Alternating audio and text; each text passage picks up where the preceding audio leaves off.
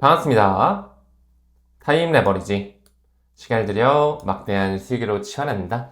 금요일입니다. 이번 주도 고생 많으셨고요. 암호화폐 가격만 보면 정말 힘이 빠지는 시장 장세지만 이 시기를 또 잘 견뎌내야 수익으로 변환이 되겠죠. 아무쪼록 같이 잘 이겨냈으면 좋겠고요. 오늘도 정직, 성실, 겸손, 초심 다지면서 꾸준하게 성장해 볼 수 있도록 하겠습니다.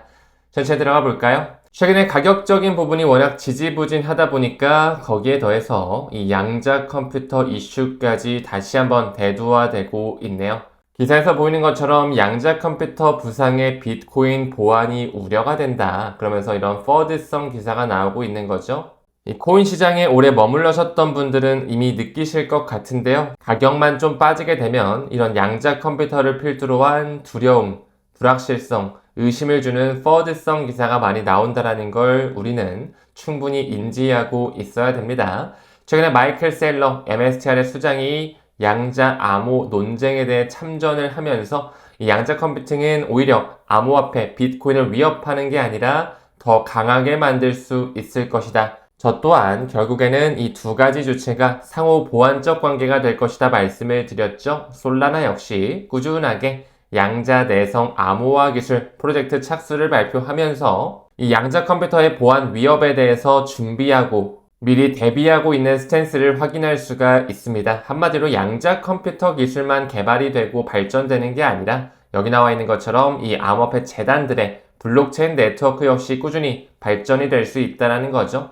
카르다노 에이다 창시자죠. 찰스 호스키스 역시 양자 저항성 확보를 위해 3단계 로드맵을 또 공개한 바가 있었습니다. 리플의 CTO 데이비드 슈워츠를 필두로 한 리플 원장 기술진 역시도 이 양자 컴퓨터를 저항하고 대비할 수 있는 여러가지 보안 체계를 준비하고 있다는 거 병렬적으로 말씀을 드리고요. 얼마 전에 런칭된 카르다노 미드나잇 네트워크 역시 양자 컴퓨터 시대에도 안전할 것이다. 이 통합 증명 시스템 개발 박차를 가하고 있는 모습이 한 10월 말 정도에 나왔었죠. 점점 보안성이 뚜렷해지고 영지식 증명에 대한 개념이 탑재되는 듯한 블록체인의 개발 수면 위로 떠올라지고 있습니다. 무엇보다 이 미드나잇 토큰에 대한 에어드랍도 꽤 많이 진행이 됐죠. 기린 월렛의 XRP 오랫동안 보관하신 분들도 스냅샷이 올해 6월 달에 찍혔거든요. 조만간 에어드랍 보상이 준비되어지고 있으니까 참고로 기다려주시면 좋을 것 같고요. 또 최근에 도플러 파이낸스가 SBI 리플 아시아 쪽과 손을 잡으면서 디파이 생태계 영역을 확대하고 있습니다. 그 뒷단에는 디지털 커런시 그룹도 들어와 있었고 많은 리플의 DAT 기업과 이런 금융기관에서도 도플러 파이낸스가 꾸준히 채택되는 걸 확인할 수가 있습니다. 이자 받고 계신 분들 참고로 알아가시면 좋을 것 같네요. 다음 기사 봤을 때 코인베이스 주식 거래 및 예측 시장까지 도입을 하면서 모든 것을 아우르는 거래소, 이 원스톱 서비스, 즉 슈퍼 앱을 꿈꾸고 있는 것이죠. 주식, ETF, 예측 시장까지 모두 들어오면서 하나의 플랫폼에서 모든 것을 통합해서 지원하는 그런 앱 개발이 꾸준하게 이루어지고 있습니다. 또 최근에 코인베이스가 인도의 코인 DCX의 지분 인수를 승인받으면서 인도 시장에 대한 재진출 움직임도 본격화시키고 있는데요. 여기 나오는 것처럼 인도 같은 경우는 세계 최대 인구를 자랑하고 있죠. 인구는 14억 명이 이미 넘어갔고요. 약 1억 명 정도의 암호화폐 사용자로 거대한 시장이 형성되고 있다는 거, 그 유대계 금융 엘리트 자본들과 그들의 입김이 이제 브릭스 국가 이렇게 내수가 활발하게 도는 시장으로 들어가지고 있습니다. 늘 강조드리는 것처럼 G7이 아닌 E7으로의 에너지 전이 과정이 있다라고 말씀드렸죠. 우리가 기준을 잡고 있는 IMF에서 최근에 중국의 경제 성장률 지표를 5% 상향 조정했을 뿐만 아니라 인도의 경제 성장률 전망치도 꾸준히 상향 조절하고 있다는 거. 선진국이라고 불리우는 G7에 대한 GDP 성장치는 조금 낮아지고 있지만 브릭스 국가, 이머징 국가들의 경제 성장률 전망치는 꾸준히 우상향하고 있습니다. 이 부분도 큰 그림으로 잘 볼 필요가 있겠죠. 다음 기사 봤을 때 CFTC의 위원장 대행을 맡았던 캐롤라인 팜이 디지털 자산 기업 문페이로 이직을 진행하고 있습니다. 이 문페이로 이직을 해서 최고 법률 행정 책임자로서 직무를 수행할 것 같은데요. 이 부분에 대해서 엘리자베스 워렌 상원의원, 이 반암호화폐주의자로 유명하죠. 이런 부분에서는 또 윤리적 문제로 강하게 비판하는 시선도 있지만 결국에는 문페이로 들어가면서 미국에 대한 블록체인 결제 회사들의 신뢰성 제고와 규제 준수하는 부분에 있어서 또 큰 역할을 수행하지 않을까 이런 생각이 듭니다. 과거부터 문페이는 이미 리플과 제휴를 맺으면서 XRP 통합 서비스를 제공하고 있었죠. 이 미국 기반의 글로벌 암호화폐 결제 회사, 이미 그들은 미국 전역에서 송금 라이선스까지 가지고 있는데요. 왜 리플과 제휴를 맺었는지 다시 한번 생각해 볼 수 있는 대목입니다. 실제로 문페이 공식 홈페이지에 들어가더라도 리플의 RLUSD를 취급하고 있고 XRP로의 결제 솔루션을 이미 구현하고 있다는 거 확인할 수 있고요. 리플의 공식 홈페이지에 들어가더라도 이 문페이에서 RLUSD를 지원하고 있다는 것을 공식적으로 체크할 수가 있습니다. 다음 기사 봤을 때 브라질의 증권거래소 B3에서 토크나 플랫폼과 이 스테이블 코인 출시 계획을 발표하고 있다. 또한 2026년에는 브라질 해와라 연동 스테이블 코인 출시까지 계획하고 있다라고 하는데요. 이 브라질의 증권거래소 B3 같은 경우는 제가 기억하는 이유가 XRP의 세계 첫 현물 ETF가 시작된 증권거래소이기도 하거든요. 세계 첫 현물 XRP ETF가 브라질 증권거래소 B3에서 공식 거래가 시작됐던 게 올해 4월 정도로 확인이 되고 있습니다. 그 이후에 캐나다에서 나왔었고 지금은 또 미국에서도 정말 많이 나오면서 30일 이상 꾸준히 순유입세가 나오고 있다는 거 고무적으로 살펴봤었죠. 벌써 총 ETF 현물 유입량 자체가 10억 달러를 훌쩍 초과했다라고도 말씀을 드렸습니다. 그리고 아까 언급드린 것처럼 브라질 해와라 기반으로 한 스테이블 코인, 이미 브라질 그룹에서 리플 원장으로 올리면서 토크나이제이션을 진행하고 있다라고 말씀을 드렸었죠. 그뿐만 아니라 여기 나오는 호주 달러 AUDD, 싱가포르 달러 XSGD, 또 최근에 솔라나 망으로도 확장이 됐더라고요. 그 다음으로 EU ROP라고 하는 유로화 기반 스테이블 코인 역시 미카법을 준수하게끔 나오면서 리플 원장의 주조가 되고 있습니다.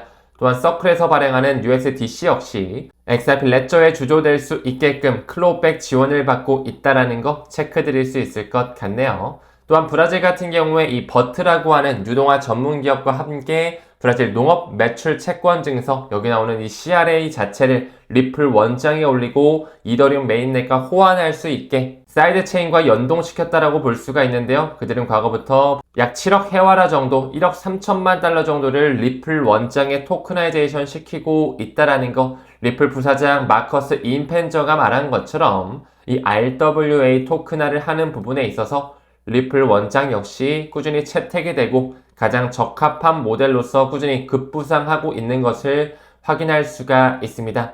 여기 나와 있는 이런 기관들과 재단들 이미 리플 원장을 채택하면서 꾸준히 토크나이제이션에 대한 확장을 진행시키고 있습니다. 다음 기사 봤을 때 아르메니아라고 하는 한 국가가 나오고 있습니다. 서아시아에 속한 나라로서 디지털법 개정을 통해서 기업 준비 기간을 연장시키고 있다. 즉 다시 말해 점점 암호화폐 규제를 만들고 투자자 보호, 신뢰를 제고하기 위해서 가이드라인을 수정시키고 있는 것이죠. 해당 국가 역시 굉장히 선두적으로 암호화폐를 받아들이는 국가로 유명하고요.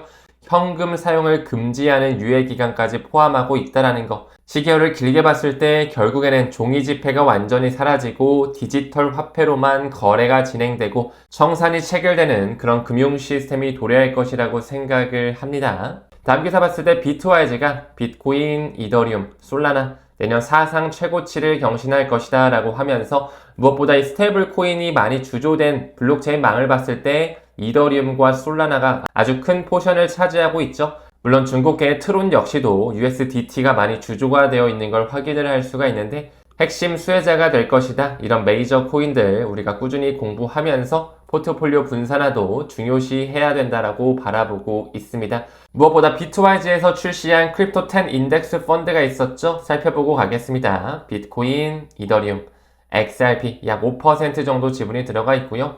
솔라나, 카르다노, 에이다, 체인링크, 라이트코인, 수이, 아발란체, 폴카닷까지 여기 나와 있는 이런 암호화폐들은 굉장히 저평가 구간을 지나가고 있죠. 본인이 공부하시고 왜 투자해야 되는지 반드시 확신을 가진 이후에 투자 집행을 하셨으면 좋겠습니다. 다음으로 체드 스테인그레이버와 콥이 이야기하는 것처럼 XRP ETF의 순유입액 자체가 꾸준히 확장하고 있는데 왜 XRP가 2달러를 깨는 모습을 보여주는지 이해가 안 된다라는 얘기를 하고 있는 거죠.